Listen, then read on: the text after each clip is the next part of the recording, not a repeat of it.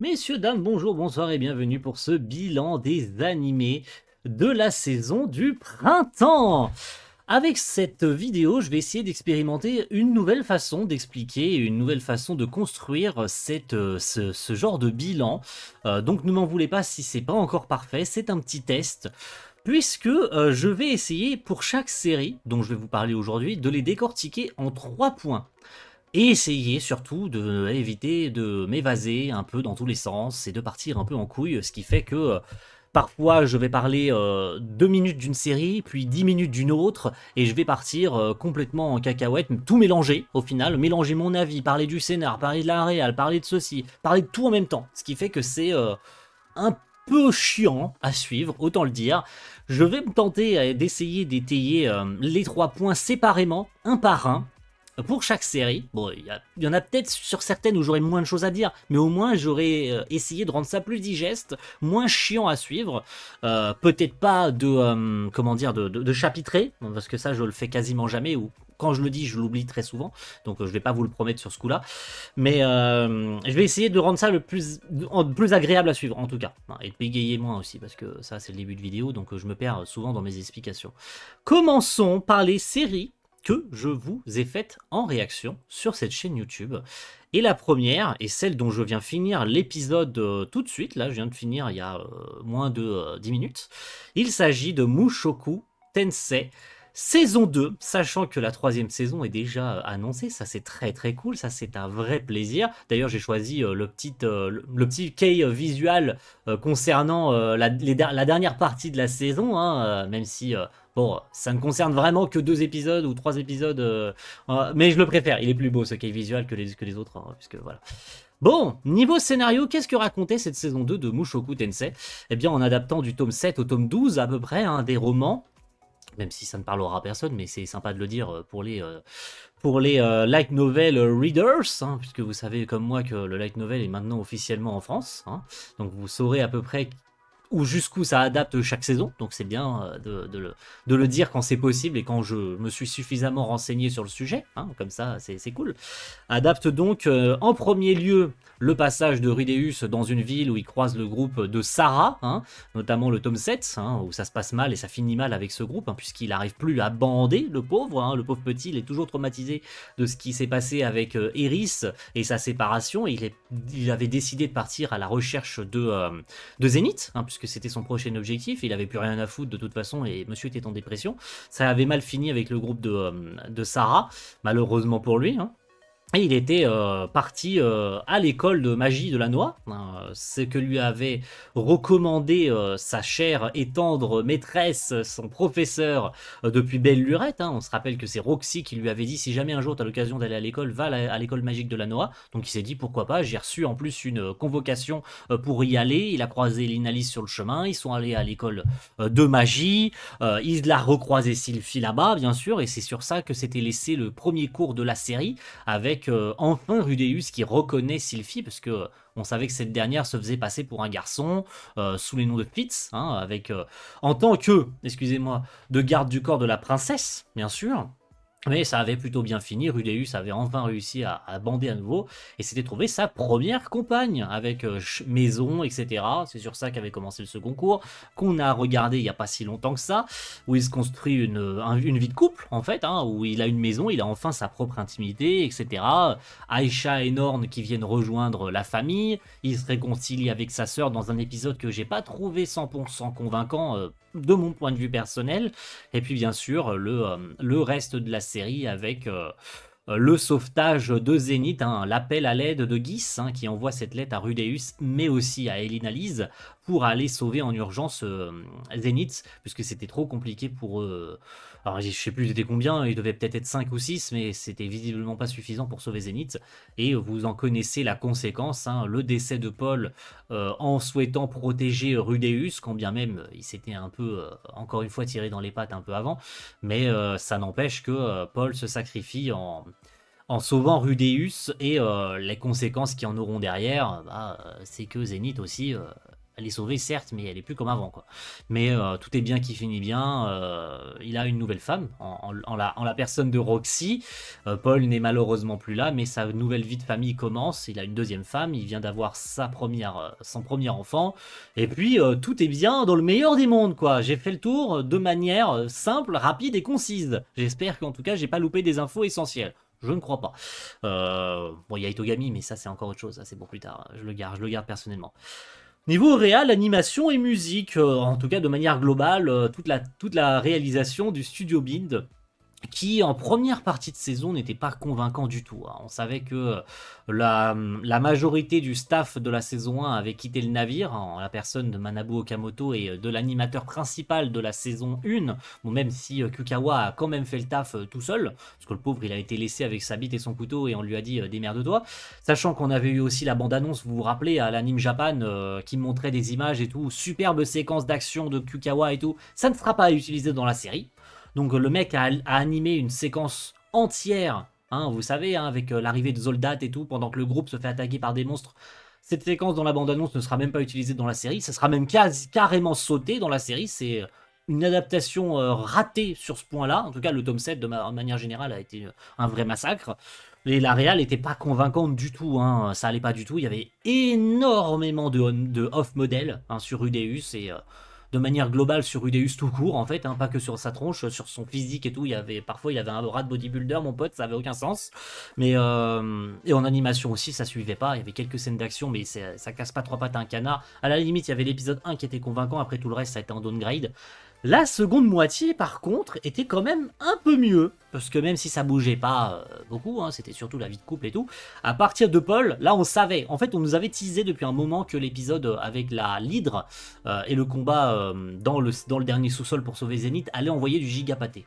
Et effectivement, puisque Kukawa s'est tenté en directeur d'épisode pour la toute première fois de sa carrière, et il s'est pas loupé sur ce coup-là, hein. C'est certainement l'un des épisodes les plus clean de la série, même moi qui suis en train de revoir la série entièrement en VF actuellement, même si la saison 1 est très largement au-dessus en termes de réalisation, il est clair qu'il n'y a pas eu autant de scènes d'action stylées sur la saison 1, ça a envoyé du giga lourd la saison 1, ok, ça pour le coup la saison 2 a vraiment à rougir sur ce côté-là. De toute façon, tu perds Manabu Okamoto, tu perds Kyotaka Oshiyama au character design, tu perds beaucoup de trucs, hein. Ne parlons pas des chara design qui sont abominables, hein. Rudeus qui a 16 ans et qui en fait 12. Faut aller se faire foutre, hein. Vraiment, j'espère que pour le coup, sur cette saison 3, ils feront un changement drastique. On veut un Tomohiko Ito qui a fait beaucoup de storyboard et de présence sur cette saison 2 de Mushoku. On l'espère peut-être en réal ou un retour de Shingo Fuji, hein, qui avait réalisé le PV promotionnel de Mushoku Tensei à l'époque, un an avant sa diffusion, hein. Vous savez, les toutes premières images de Mushoku Tensei diffusées à l'époque, c'était réalisé par Shingo Fuji. Shingo Fuji qui s'est retrouvé réalisateur de Onimai. Donc, on a toutes les chances peut-être d'avoir un Shingo Fuji réalisateur sur la saison 3 de Mushoku, et ça serait pour le mieux, surtout si cette saison 3 a pour ambition d'envoyer du giga lourd.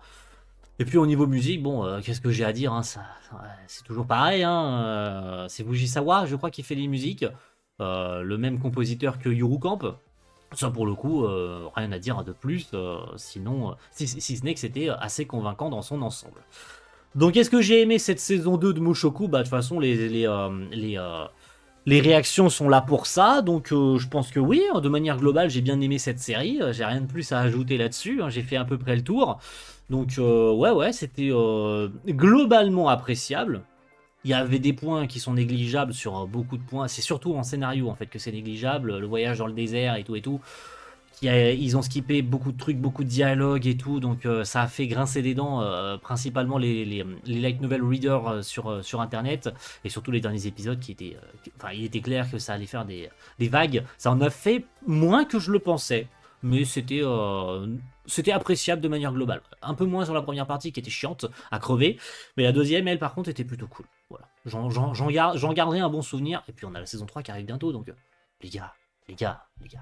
Je vous remets le cahier visuel, hein, je l'ai enlevé depuis tout à l'heure, mais voilà, c'était appréciable dans son ensemble. Deuxième série que j'ai fait en React, bien sûr, c'était tous les vendredis, enfin tous les mercredis, sur Crunchyroll, c'était Konosuba saison 3. Aïe aïe aïe, quelle partie de plaisir, quelle partie de rigolade, nom de Dieu.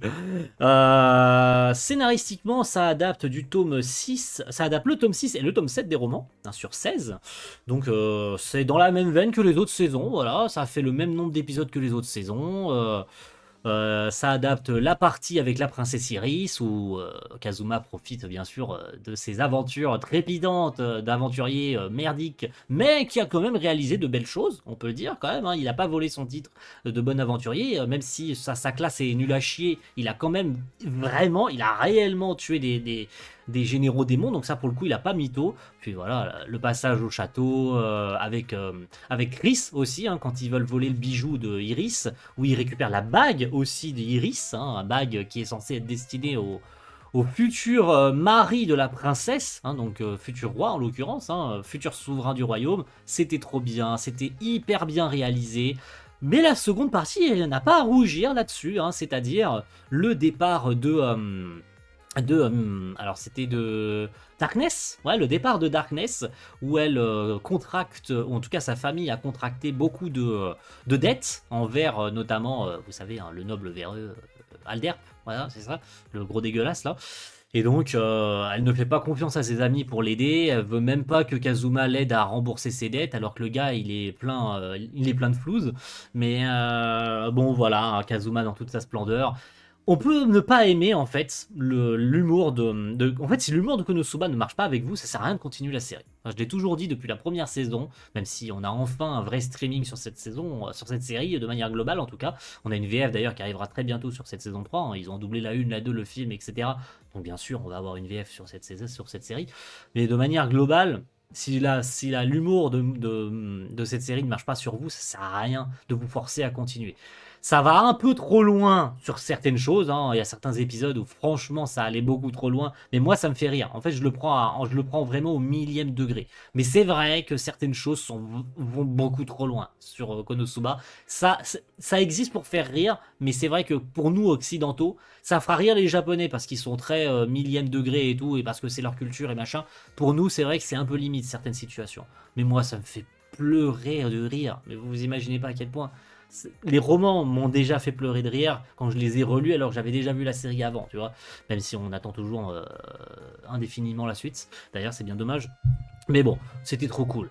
Et puis niveau réal, animation, musique, bah je trouve sincèrement que depuis le changement chez le studio Drive, puisque vous savez que la série a jonglé entre 3 studios, le studio Dean sur les 2 premières saisons, le studio JC Staff pour le film, et ce studio Drive pour la 3e saison, et qui avait aussi adapté quelques temps plus tôt le spin-off sur Megumin, hein, les fameux romans spin-off sur l'histoire de la vie de Megumin, de sa vie au château, dans son village, jusqu'à ce qu'elle rejoigne Axel et rejoigne le groupe de Kazuma. Donc ça c'était trop cool, on en avait déjà eu un aperçu, que ce soit en termes de réalisation, d'animation, en tout cas vite fait un aperçu, hein, parce que la série de Megumin c'était pas non plus le feu d'enfer sur l'animation, quoi. C'est Megumin qui fait ses explosions quand elle le peut, quand elle acquiert cette magie, mais sinon le reste c'est surtout du slice of life, quoi.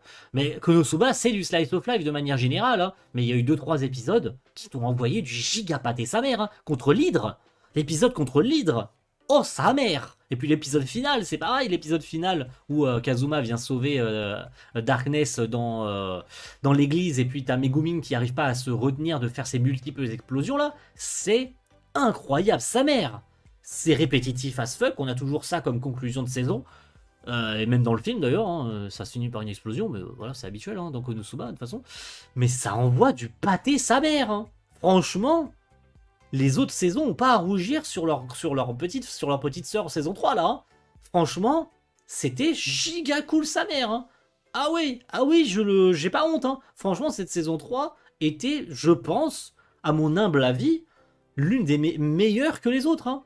Vraiment, hein. Non pas que les 2 premières ni le film n'ont à rougir de quoi que ce soit, parce que ça a joué plus sur le côté comique et tout, peut-être parce que manque d'animateurs et tout, et ils ont fait le choix de simplifier les chara-design et de traiter un côté plus comique qu'autre chose.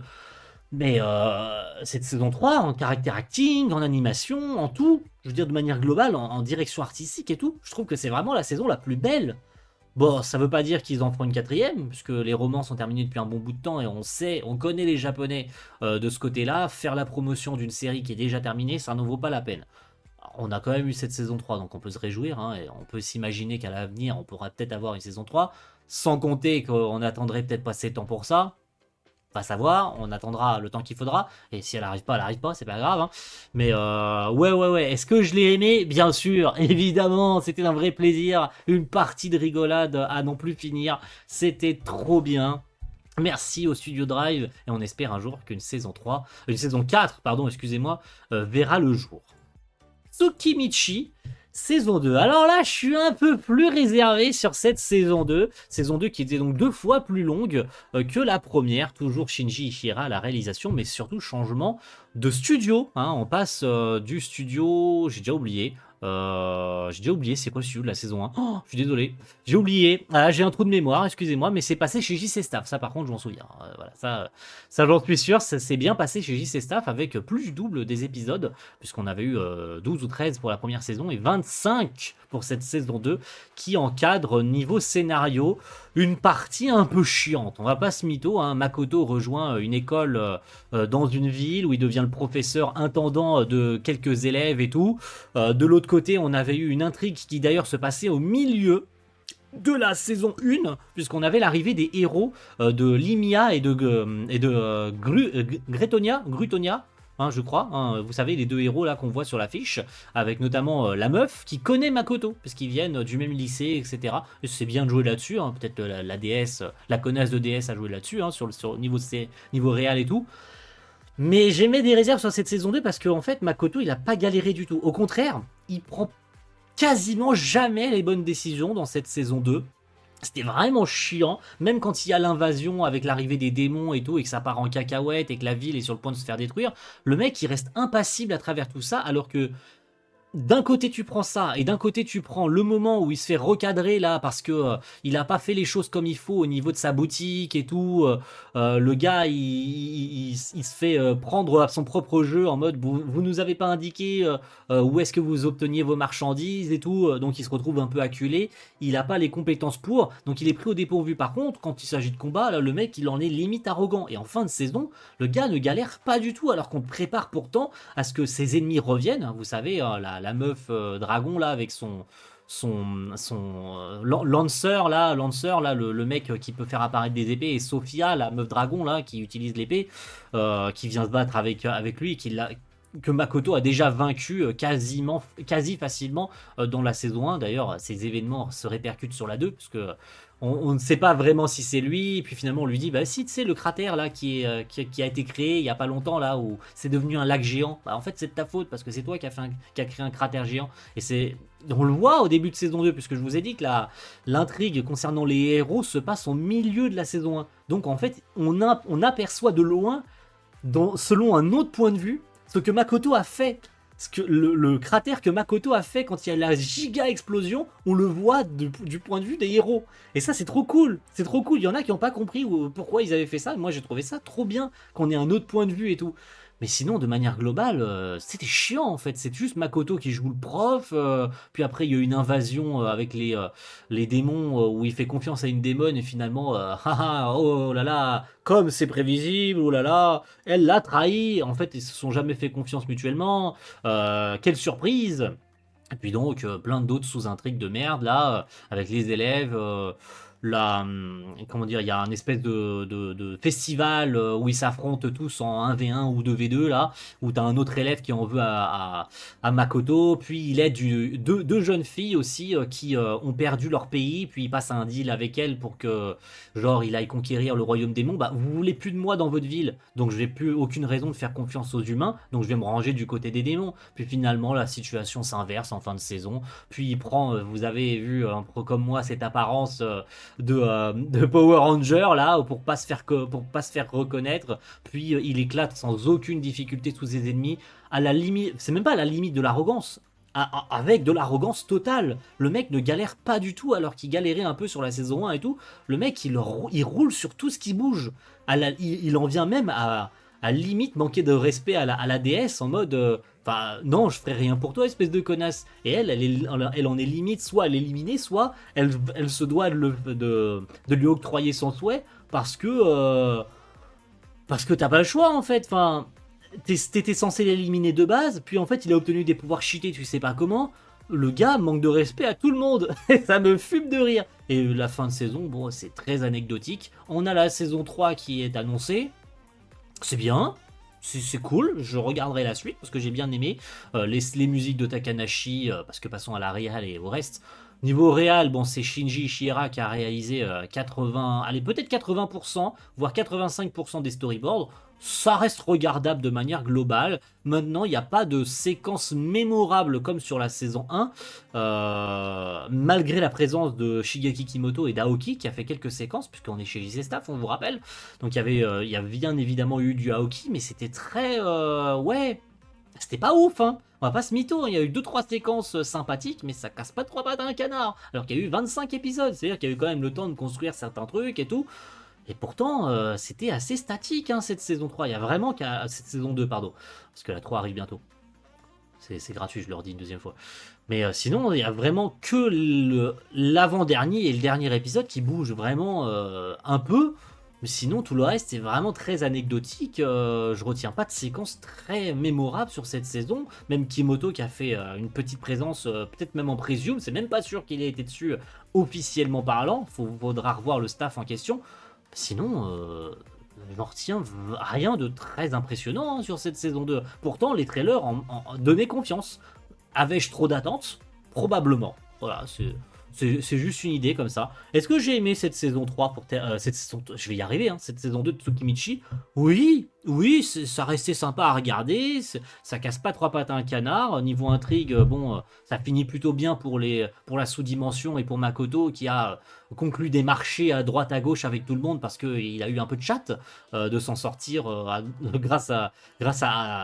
grâce au scénario, parce que je vois pas d'autre explication, hein, surtout qu'il obtient la parole aussi à la fin de saison, parce que c'est le cadeau offert par la déesse pour son service, il peut enfin causer avec les humains, parce il en était incapable, on se rappelle, il parlait toujours avec ses dialogues, ça commençait à devenir un peu chiant. Hein. C'est plutôt cool, hein, qui puisse enfin parler normalement. Mais tu sens qu'ils ont coupé beaucoup trop de trucs. Parce que personne semble surpris de savoir qu'ils puissent parler. Genre c'est normal, tu sais. Tu sens qu'ils ont tranché dans l'art. Beaucoup trop de trucs au niveau des romans. Il y a le manga qui arrivera en France bientôt chez nous, puisque Tsukimichi, comme beaucoup d'œuvres, est tiré d'un light novel. Donc il y a le manga qui arrive bientôt chez nous, chez Meian. Bon, je leur fais pas trop confiance à Meian sur ce coup-là, parce qu'on voit ce qu'ils font avec certaines licences, comme beaucoup trop de maisons d'édition, ils commencent beaucoup trop d'œuvres et ils arrivent jamais à les finir à temps. Donc on verra bien ce qui se passera avec Tsukimichi. Mais ouais, tu sens qu'ils ont trop tranché dans l'art, il manque beaucoup trop d'explications, ça manque de trop de trucs en fait. C'était appréciable, mais ça manque de beaucoup trop d'éléments, à mon goût en tout cas. Mais on verra bien avec la saison 3 s'ils vont rattraper le coche, avec cette histoire de dragon, avec Yuto, hein, vous vous souvenez du dragon, par Matsuoka, ça m'a fait plaisir pour le coup. On le voit un peu moins ces derniers temps, Matsuoka. Mais bon, c'est... Ouais, j'en retiens rien de spécial sur cette saison 2 de Tsukimichi. Yuru Camp, saison 3. Là, pour le coup, vraiment, je suis déçu. Voilà, je le dis, c'est bien la première fois. C'était une saison de transition, hein, cette saison 3 de Yuru Camp.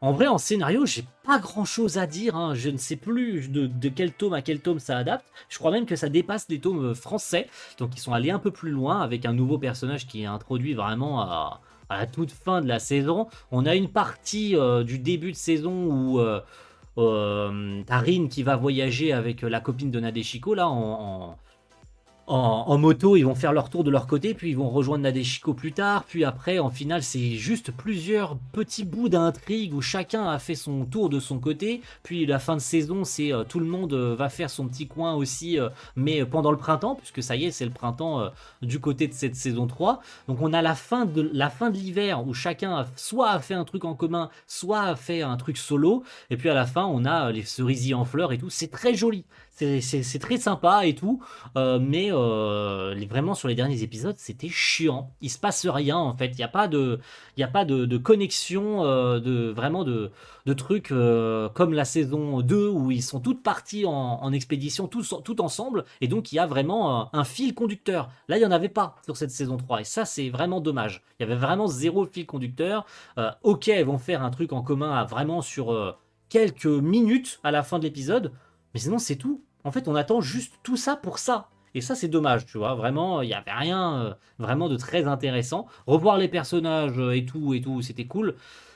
Et on va pouvoir passer à la réalisation et animation. Et là, heureusement, en direction artistique, ça sauve le truc, parce que sinon, je suis pas convaincu, hein. J'ai déjà pas été convaincu par le changement de studio, parce qu'on est passé du studio 6 Station au studio 8 bits.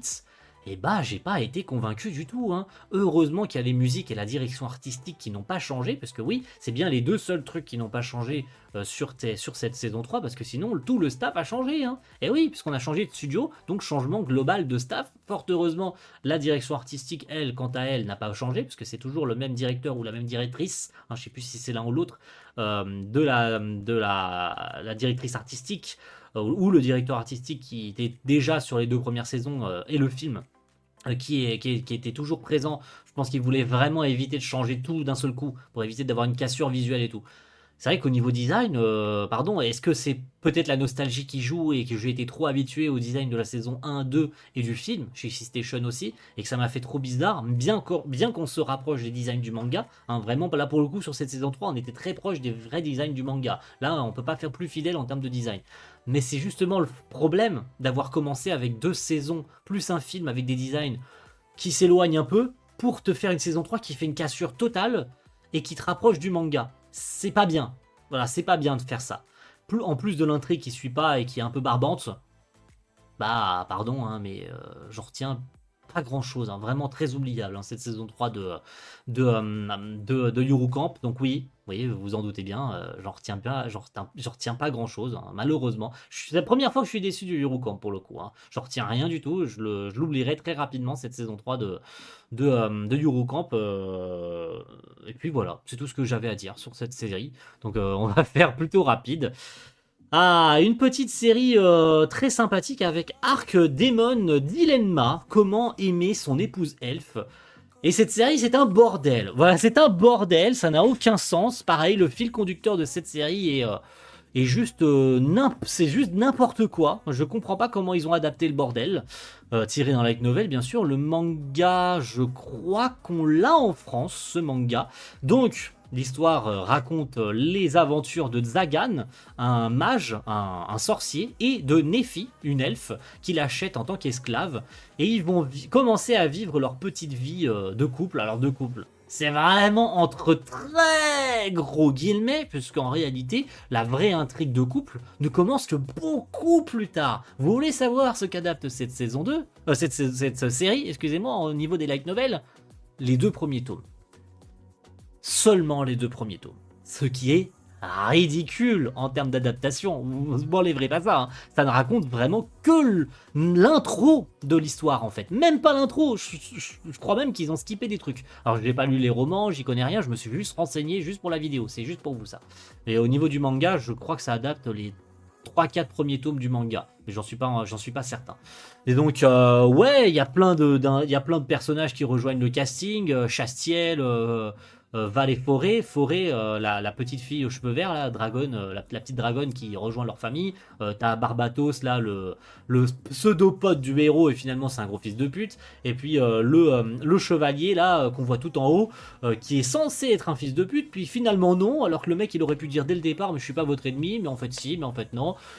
Et on te tease des trucs avec le retour de certains démons, le fait que peut-être devenir archidémon comme a choisi de le faire Zagan allait avoir des conséquences pour plus tard, mais ça n'a visiblement pas l'air d'en avoir. Le fait qu'il essaye de se rapprocher de Nephi, parce qu'au début, en fait, il est plutôt mal à l'aise avec elle. Il l'achète, il achète cet esclave sur un coup de tête. Vraiment, il mise tout son fric. Le gars est vraiment un mec qui vit tout seul dans son château qu'il a piqué. C'est même pas son propre château d'ailleurs. C'est un mec un peu solitaire, genre Dark Sasuke ténébreux, tu vois. Genre, il aime personne, il a jamais aimé personne, il a jamais vécu pour autre chose que pour la magie, pour les sorts et pour son métier de sorcier. que tout le monde considère comme des gens mauvais, d'ailleurs, soit dit en passant, autant le dire. Et puis t'as l'Église qui le poursuit avec Chastiel, qui est au départ son ennemi, et puis finalement ça devient son allié. Pareil pour le chevalier, là.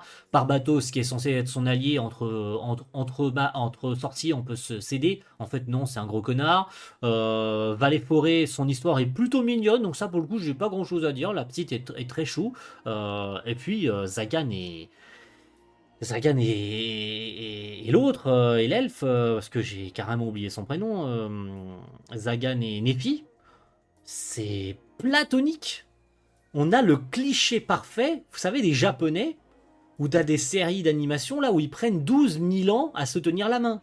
Là, cette série, c'est pareil, ils prennent 12 000 ans. Le gars, il pourrait juste lui dire Nefi, je suis tombé amoureux de toi, deviens ma femme. Surtout que le titre de l'œuvre, c'est comment aimer son épouse elfe. Ce n'est même pas son épouse. Donc ton titre est mensonger, frérot. Je suis désolé, ton titre est mensonger. Et c'est pas la réalisation ni l'animation, et encore en moins les musiques qui vont sauver cette série. Hein, parce que c'est un massacre. Les musiques, j'en pouvais plus. À un moment donné, il y avait une musique... vous savez, les petits instruments... comment les marimbas.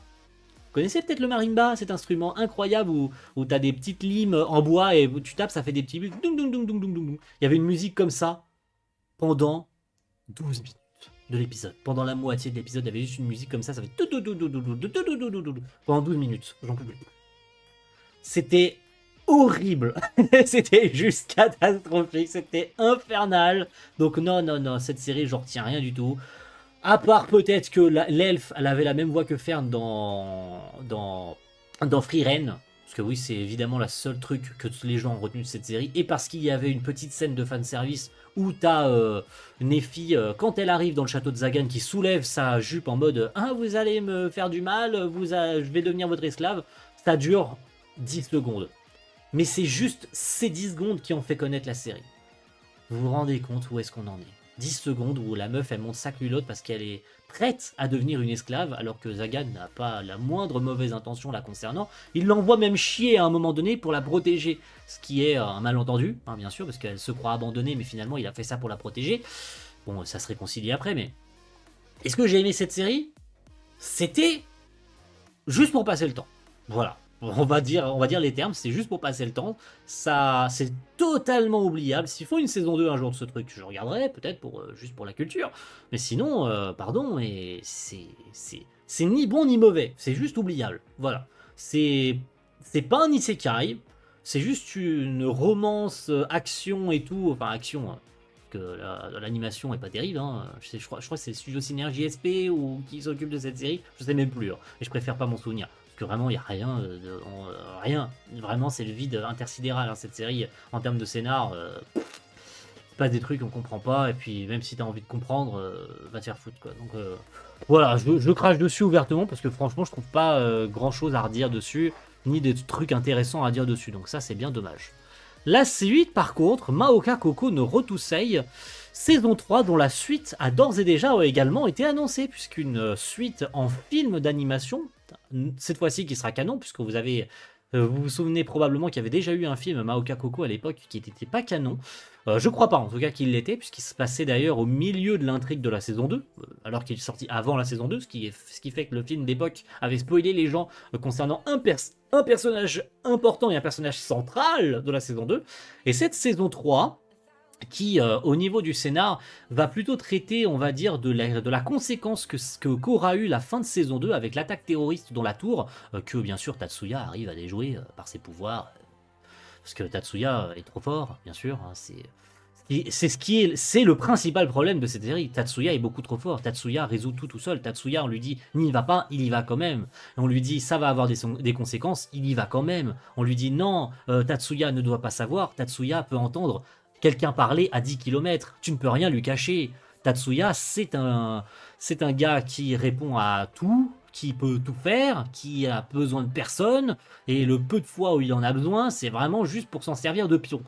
Cette série, c'est son principal problème. Maintenant, au niveau de son intrigue, c'était quand même assez intéressant, les conséquences de ce que ça aura eu à la fin de la saison 2, de savoir que l'opinion publique a des soucis avec les mages, ils ont peur que les écoles veulent les transformer en soldats, ce que Tatsuya, dans sa grande bonté, et aussi pour se sauver un peu les miches aussi auprès de sa famille, auprès de sa tante, hein, du clan des 10, qui joue un plus gros rôle que sur les autres saisons. Ça, c'était plutôt cool. On a eu pas mal de personnages un peu oubliables avec l'entrée au lycée, avec des nouveaux élèves qui arrivent, un nouveau...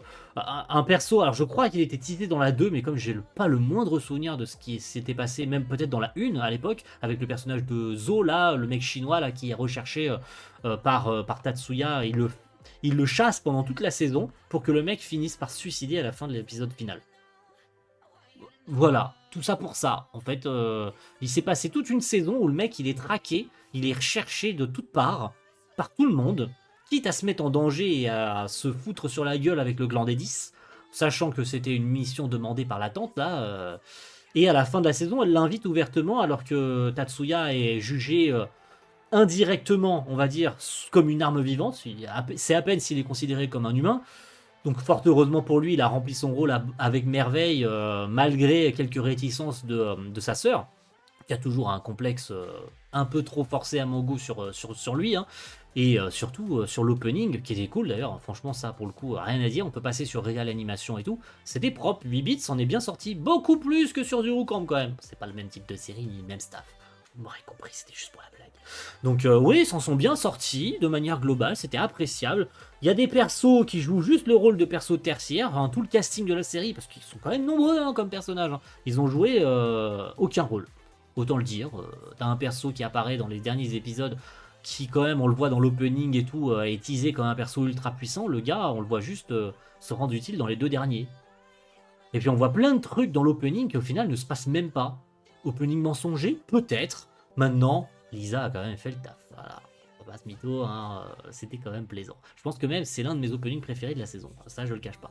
Mais non, ouais, c'était cool de manière globale. J'étais moins hypé par les premiers épisodes où c'est vraiment que le début et tout. Et dès qu'on commence à avoir l'intrigue un peu plus lourde sur le clan des 10, sur les conséquences que ça aura par rapport à l'opinion publique et au niveau des mages et tout, parce que le clan des 10 est indirectement visé, hein, ça reste une société de mages, une majorité de l'espèce humaine et des gens peuvent utiliser la magie, mais ça peut avoir des conséquences avec les groupes terroristes, les machins, les trucs, les chouettes, et puis avec Tatsuya qui est au centre de tout ça, qui est une arme utilisée soit à bon, soit à mauvais escient, qui commence à avoir son petit avis là-dessus, hein, notamment quand il se rebelle contre sa tante en lui disant moi en fait ma priorité c'est de protéger Miyuki et rien d'autre, hein, ça prendra le dessus surtout. Et il obtient gain de cause pour la première fois, même s'il le voulait, il pourrait tuer sa tante, hein, parce qu'on rappelle que le gars est surpuissant et qui règle toutes ces situations, un peu comme Makoto de Tsukimichi, le gars il a besoin de personne pour régler ces situations, il fait tout seul. C'est encore une fois, je le disais tout à l'heure, un de ses principaux défauts. Mais c'était cool, voilà, c'était cool. Puis, est-ce que j'ai aimé?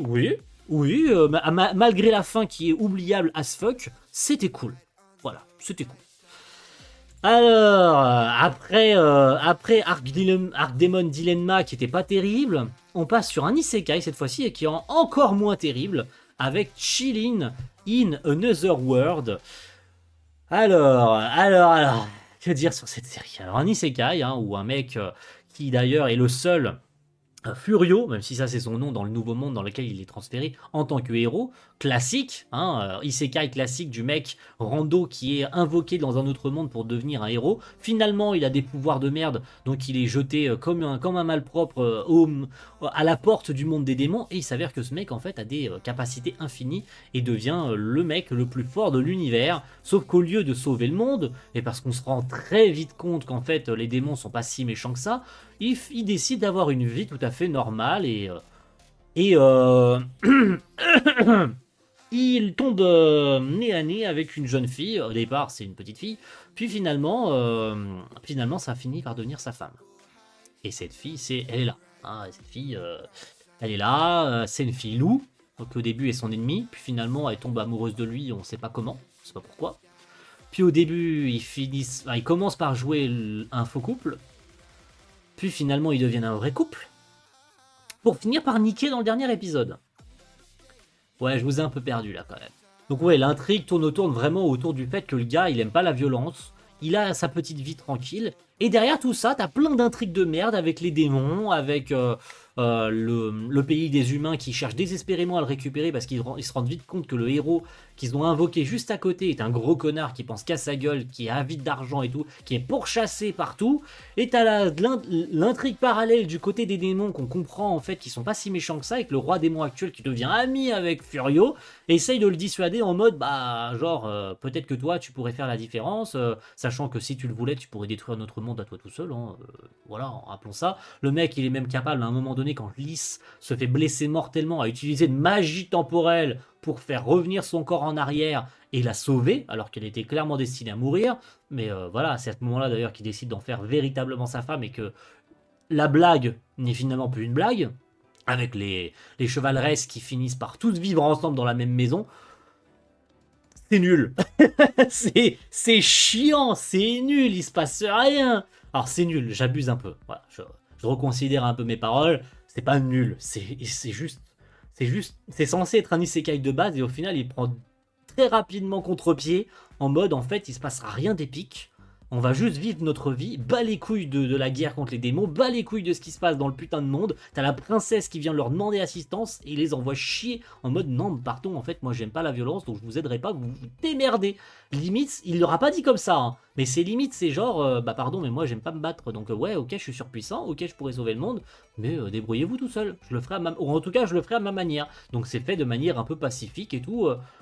Alors, est-ce que ça vient pas casser le code un peu classique des isekai, et surtout que la série est pas spécialement belle, hein, une fois de plus, hein, c'est pour ça que je tirais sur Arc Demon d'Ilenma là à l'instant, parce que c'est pas plus beau qu'Arc Demon d'Ilenma, c'est même dans la même veine, hein, ça casse pas trois pattes à un canard, et c'est ce genre de série qui ont des VF, parce que oui, cette série a une VF, c'est cool pour ceux qui pourront la voir dans cette langue-là, moi je l'ai vu en VO parce que j'ai commencé en VO, donc j'ai fini en VO, mais sinon, putain, il s'est rien passé dedans, et oh, l'opening. Parce que j'ai fait une transition sans préliminaire. L'opening.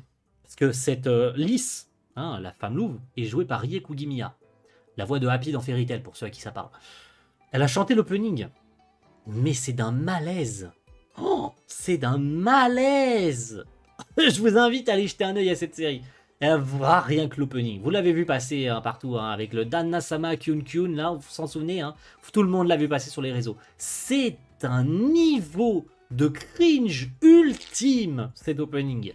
Pardonnez-moi, hein, même Rieku Gimiya, sur les réseaux, quand elle en a parlé, elle avait honte d'avoir chanté ça. Rieku Gimiya, elle a probablement un homme, des enfants et tout, elle a 40 ans passés, elle a... à sa place, moi je l'aurais pas fait. Je l'aurais pas fait, moi j'aurais honte de chanter un truc pareil, Dan Nasama Kyun Kyun, là, avec plein de roses dans tous les sens, là, en mode tout mignon et tout, avec sa voix fluette et tout, tout mignonnette et tout. Mais la honte.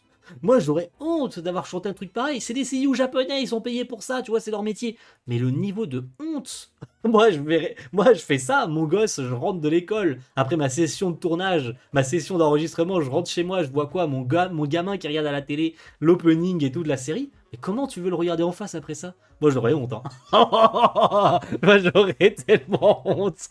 Donc non, non, non, non, non, il n'y a rien à retenir de cette série, c'est... Ne regardez pas ça, pardonnez-moi, mais c'est juste un isekai générique, comme on en a l'habitude, quoi. Il n'y a rien qui en ressort de bien. Pardonnez-moi, hein, c'est totalement gratuit, mais j'en retiens rien. Vraiment, pardon. Kimetsu, saison 4. Alors, je vais pas lambiner très longtemps là-dessus, puisque c'est une saison de transition, hein, l'arc de l'entraînement des piliers, qui va bien sûr s'enchaîner de 3 films pour finir la série, chose qui avait été teasée depuis un bon moment et ça finit par se confirmer, hein, une trilogie de films pour clôturer. Une saison qui a fait un peu débat autour des gens, alors que je comprends pas trop, en mode bah il se passe rien, on se fait chier, c'est Kimetsu, de toute façon, s'il y a pas de la baston, on se fait chier. Mais putain les gars, Kimetsu c'est pas que de la baston, hein. Il y en a qui ont trouvé cette saison chiante, alors que putain, en fait dans le manga on se fait 3 fois plus chier que dans cette saison. 90% des épisodes, chacun d'entre eux, parce que vraiment je les prends à part entière, en niveau scénario, 90% d'entre eux ont eu des ajouts. Je sais pas si vous imaginez cet arc de l'entraînement des piliers dans le manga, il doit durer une poignée de chapitres. 90% du contenu des épisodes, et sur les 8, tous ont au moins 90% de rajouts. Tout ce qui se passe dans les épisodes ne font pas partie du manga. vous savez, les transitions là, avec le bruit du fourreau qui se ferme et tout, hein, vous savez, les fameuses transitions où ça fait schling, c'était les covers des chapitres et tout. C'est ça, à chaque fois, c'est repris des covers des chapitres. Mais c'est ce qui fait l'identité du truc. Donc on a eu beaucoup de trucs rajoutés sur les piliers, sur ce que pense Tanjiro de l'entraînement et tout.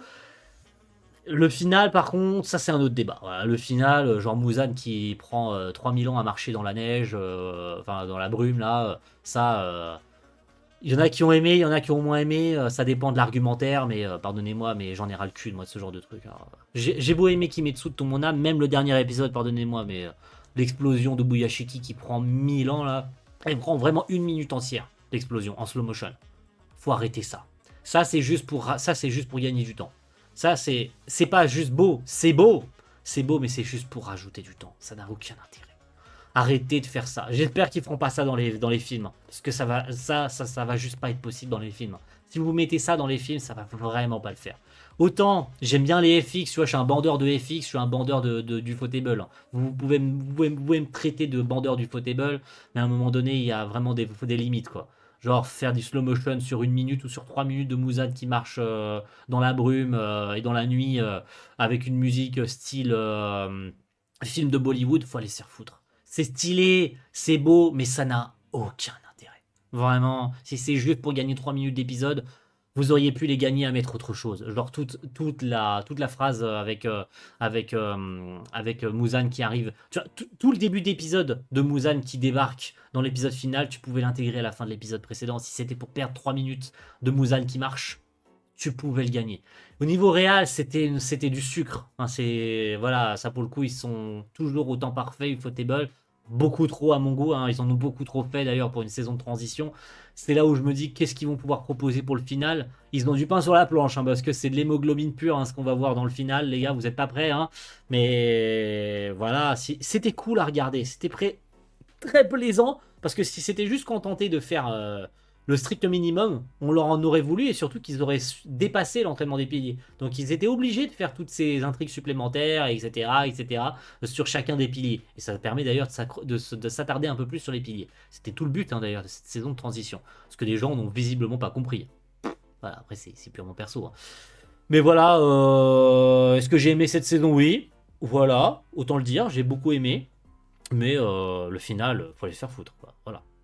C'était ma phrase de fin pour Kimetsu. Pardonnez-moi.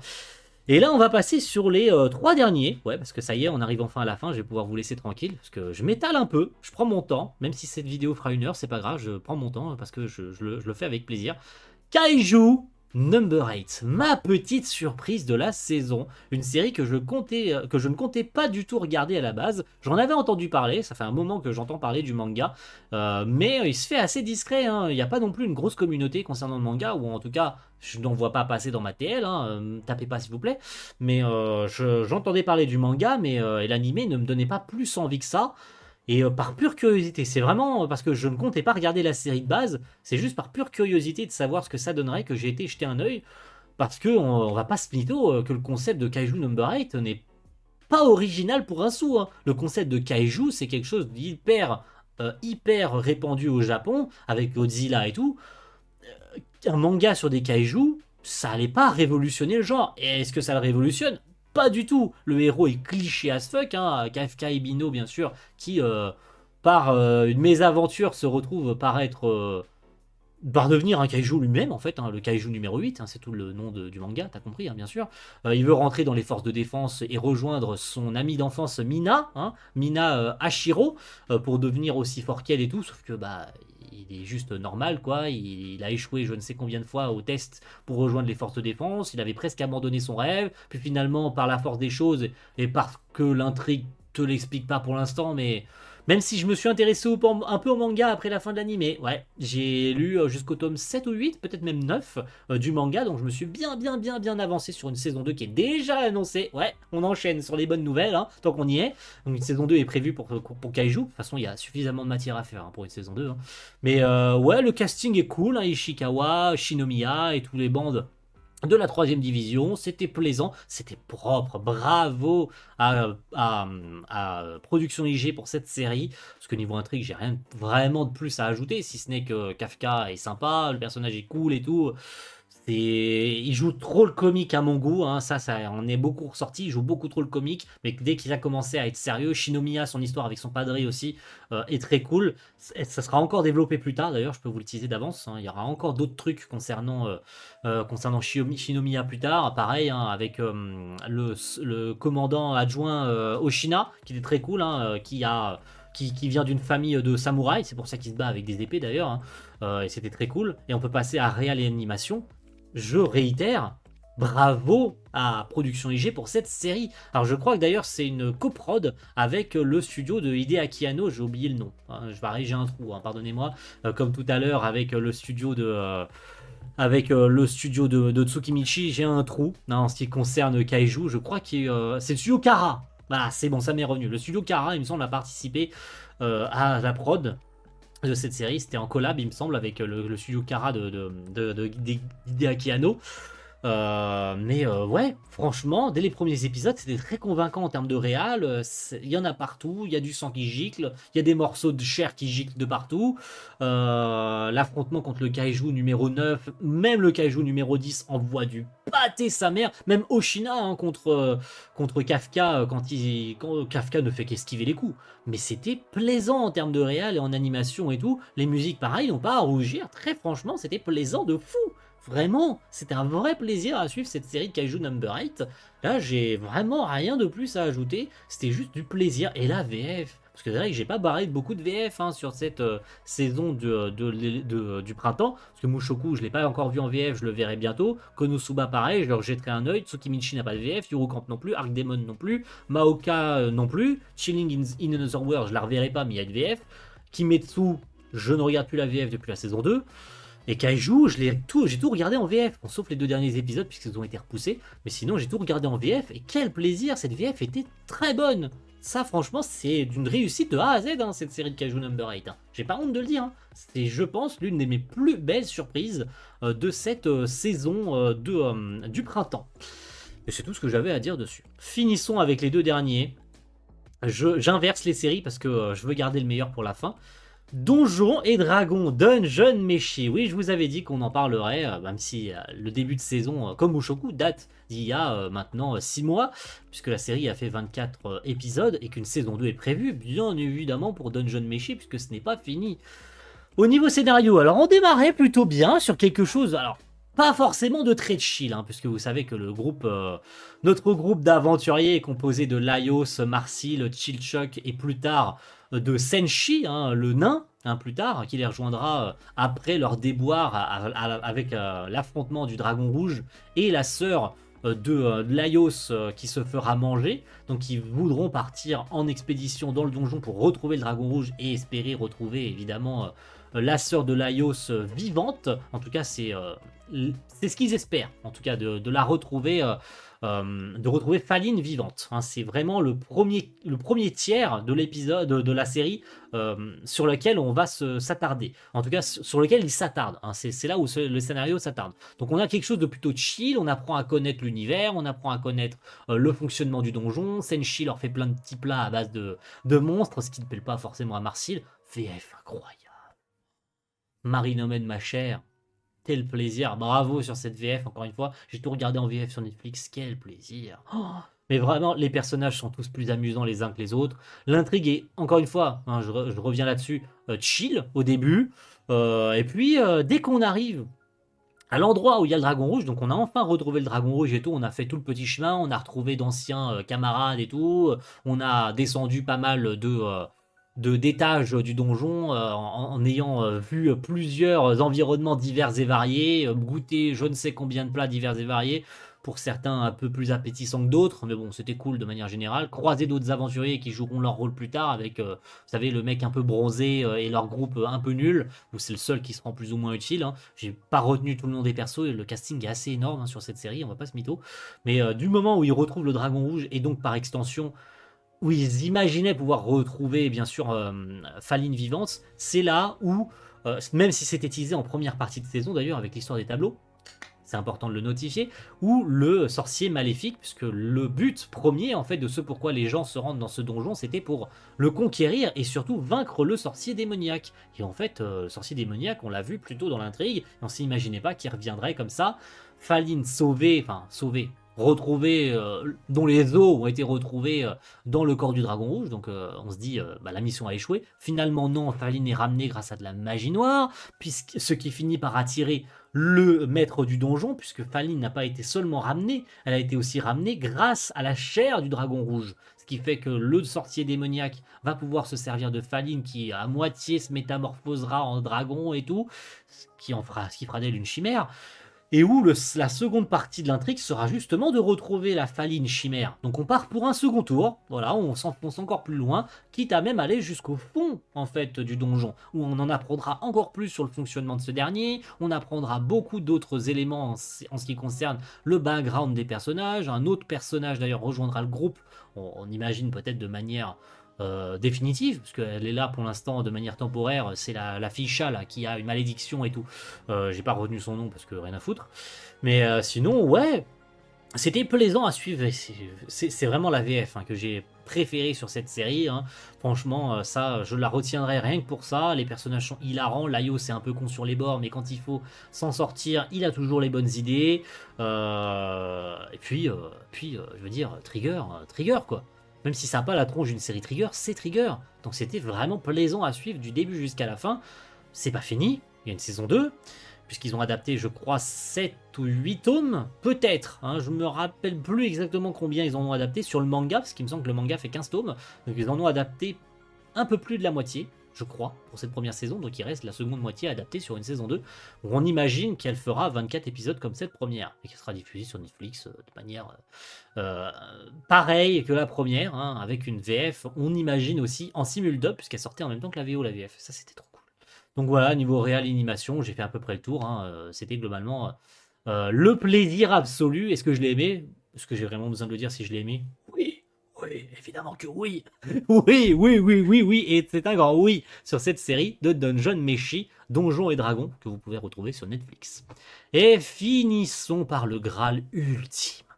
9 ans après le début de la première saison, il était temps que cette intrigue se termine, et aussi parce que le projet devait sortir beaucoup plus tôt que prévu. Vous rappelez tous et toutes de l'incendie du studio en 2019, qui a mis un point d'arrêt sur beaucoup de trucs, et aussi le décès de nombreux artistes, le départ de certains rescapés, et donc le studio a perdu un nombre d'artistes talentueux assez colossal. Et on parle bien sûr de l'ultime saison d'Hibiki Euphonium.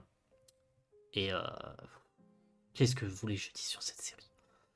Niveau scénario, faisons le tour, même si je sens que les larmes vont monter, parce que purée, cette saison 3, qu'est-ce qu'elle était géniale. Oh. C'était dur, cette saison 3 a été très très difficile à regarder. Ultime année de lycée pour bien sûr Kumiko et Reina et tous les autres, tous ceux qu'on suivait depuis la saison 1 avec Kawashima, avec Midori, Sapphire et tous les autres, Shuichi aussi. D'ailleurs, malheureusement, on n'aura jamais vraiment d'infos si elle et Komiko, enfin lui et Komiko se seront mis ensemble, puisque la série n'y répondra malheureusement pas à la fin. On en parlera d'ici quelques instants. Mais ça va être surtout, on va dire, une confrontation avec Kumiko et une nouvelle élève qui rejoint en cours de route cette ultime saison et surtout cette dernière année de lycée. En même temps que Kumiko et les autres, elle est en terminale aussi, elle rejoint le lycée, c'est Chloé Mayu, la fille que vous voyez tout en haut à droite de l'affiche, qui joue aussi de l'euphonium et qui est un miroir parfait à Kumiko. Elle viendra donc tout au long de l'intrigue lui mettre des bâtons dans les roues. Kumiko comprendra pas trop comment lui faire face, ni essayer de la comprendre, ni chercher à comprendre son malaise, puisque Chloé va souvent essayer de s'éclipser un peu en mode je veux pas créer de problème au sein du club. D'ailleurs, il va y avoir de nouvelles tensions au sein du club avec les nouveaux arrivés, chose qui a dégénéré dans le passé, puisqu'on se rappelle, d'après les dires des anciens élèves, qu'on reverra d'ailleurs. On verra Asuka, on verra tous les autres adultes, puisqu'elles sont toutes parties depuis, pour certaines, 2 saisons, donc elles ont toutes probablement déjà 20 ans pour certaines d'entre elles, et 19 peut-être pour les plus récentes, celles qui sont parties après le film. Mais oui, Chloé va mettre son grain de sel là-dedans, en devenant non seulement une concurrente directe à Kumiko, chose dont on se doutait plus ou moins dès le début de la saison quand on entend son son, et Kumiko le savait elle-même en entendant le son de Mayu, qu'elle serait une gêne en fait, hein. Bien que Chloé lui dise directement si tu veux pas jouer du Leuphonium, je prendrai ta place, elle vient mettre son grain de sel, et en fait Mayu est en fait le parfait opposé de Kumiko. Elle est l'ancienne Kumiko de la saison 1, et un peu nonchalante, voire à la limite presque irrespectueuse, parce qu'elle vient vraiment parfois lui dire des choses qui sont très agaçantes pour pas dire irritantes, et on peut comprendre que des gens n'ont pas aimé ce personnage. Il était vraiment on en était parfois même à la limite du manque de respect envers ses aînés et tout, hein. Vraiment, il y a eu vraiment parfois des limites et tout. Puis quand tu apprends un peu à comprendre le personnage, même le conflit plus tard entre Reina et Komiko, première fois depuis longtemps, en ce qui concerne les décisions de Taki pour la fanfare et pour le concours, et pour les choix de Kumiko aussi, qui passe son temps à douter, qui prend jamais les bonnes décisions, hein. Ça se répercute sur son jeu, ça se répercute sur le club, ça se répercute sur beaucoup de choses. Elle sait pas quoi faire, elle a jamais les bonnes réponses, et surtout parce qu'elle sait pas quoi faire de son futur. Parce que oui, on rappelle que aussi l'un des éléments primordial de cette saison finale, c'est que elles sont toutes en terminale, et donc après ça, après la fin du concours, ça sera terminé. Leur année de lycée sera finie, et ça sera l'avenir. Qu'est-ce qu'on fait de notre vie? Est-ce qu'on continue la musique? Est-ce qu'on s'engage sur une autre voie? Donc c'est toute une intrigue très difficile, très compliquée. On a plein d'autres personnages qui sont mis en avant, à l'instar de Motomu, hein, qui est amoureux de Midori, mais ça ne se conclura pas, malheureusement, parce qu'il faut savoir que ça a été enlevé de l'animé, même si les romans, quant à eux, le montreront, et surtout parce que eh bien, la fin de saison vient chambouler beaucoup de choses, puisque Kumiko n'est pas choisi pour jouer le solo avec Reina au championnat, au concours national. Et c'est venu un peu gêner les lecteurs du roman, puisqu'il faut savoir que Hibike est à la base un roman, et qu'ils ont décidé de faire un rétropédalage complet en mettant Mayu en avant, et c'est elle qui fera le final avec Reina. Ce qui vient casser la dynamique des deux premières saisons, où Kumiko et Reina, on va dire, étaient complémentaires. On sentait même, pour certains en tout cas, hein, ils se sont fait leur petit kiff en mode Yuri on fire, tu vois, hein, t'as compris ce que je voulais dire, hein. Ils ont tous vu une pseudo-relation intime envers Reina et Kumiko, ce qui n'en sera finalement rien. C'est bien dommage d'ailleurs qu'on n'ait pas vu les personnages adultes à la fin de la saison, seul Kumiko qu'on verra adulte à la fin. Et c'est tout à leur honneur d'avoir choisi ça, puisque ça aurait été en total contraire selon les choix de Kumiko. J'essaye de vous faire comprendre ça de cette façon, parce qu'il y en a qui... alors, ça concerne principalement ceux qui ont pas lu, ceux qui ont lu les romans, hein, puisque ils ont fait totalement l'inverse, puisque dans les romans, c'est Kumiko qui gagne face à Mayu euh, au, euh, au, euh, alors non seulement au concours, certes, parce que c'est avec elle qu'elle fera la finale, et ils obtiendront le même résultat, c'est-à-dire qu'ils gagneront l'or à la fin, mais c'est surtout que lors des lors du moment où il faut choisir entre Mayu et Komiko, Reina choisira Komiko. Voilà, dans les romans, donc tout est bien qui finit bien, on a la fin parfaite, tout le monde est heureux, Mayu est mis de côté, parce que c'était pas elle le perso principal. Et c'est là où justement cette saison 3 a joué totalement l'inverse, puisque Mayu est constamment mis en avant comme le némésis en fait de Komiko. Un objectif à atteindre, et surtout quelqu'un qu'on essaye de comprendre indéfiniment, et qu'on n'arrive pas à cerner comme il faut en fait. Et on comprend plus ou moins à la fin que Komiko avait déjà perdu. Pourquoi? Non seulement parce que Mayu est plus forte qu'elle, beaucoup plus forte, et surtout que Reina restera fidèle à ses principes, chose qu'elle lui reprochera plutôt en mode c'est le travail qui paye, c'est le talent qui paye. Reina restera fidèle à ses convictions, ce qui sera ok d'inverse au roman, mais qui restera fidèle à l'image de la série et à l'image du personnage, puisque elle sait très bien qu'elle avait choisi Mayu. On le sait dans l'avant-dernier épisode, elle s'excusera maintes et maintes fois en pleurs, même si Komiko sera très déçue, et c'est là où le personnage est très profond et a été très bien écrit. Même si elle a accepté ce résultat, elle n'en reste pas moins profondément déçue de ne pas pouvoir jouer ce final avec Reina, et c'est tout à l'honneur du personnage d'avoir enfin choisi son avenir, d'avoir voulu, d'avoir douté autant, et d'avoir enfin trouvé sa voie, c'est-à-dire non pas de devenir musicienne comme Reina, qui deviendra une trombotiste, je crois qu'on dit ça comme ça, professionnelle, et Komiko, elle, restera dans la musique mais pas en tant que musicienne. Mais ça, vous le saurez si vous veillez, si vous le savez si vous avez vu la fin de la série. Bon, bref, je me suis un peu mélangé les pinceaux parce que c'est vrai que c'est un peu difficile à expliquer avec des mots, hein. Vraiment, cette saison finale est très difficile à expliquer avec des mots. Il faut pas se contenter seulement d'explications, il faut la voir soi-même pour comprendre les plus profondes explications, autant dans les dialogues que dans le visuel. Parce que oui, autant passer en réal et musique et tout. Bon, au niveau musique, c'est toujours un vrai plaisir, hein, les musiques classiques et tout. Et on ne s'est pas fait douiller sur le dernier épisode, parce qu'on a la représentation finale du concours national qui est. Ça m'a lâché une larme. Voilà, je suis totalement transparent, j'ai pleuré sur cette représentation finale, parce qu'elle est. Je pense que c'est l'une des plus belles que j'ai vues de toute la série. J'en ai vu que des belles dans la série et tout, on se rappelle des finales de concours et tout, même des films qui ont joué sur le côté rallongement et tout. Là, ils se sont pas foutus de nous, on a eu une représentation complète dans l'épisode final et c'était dinguissime.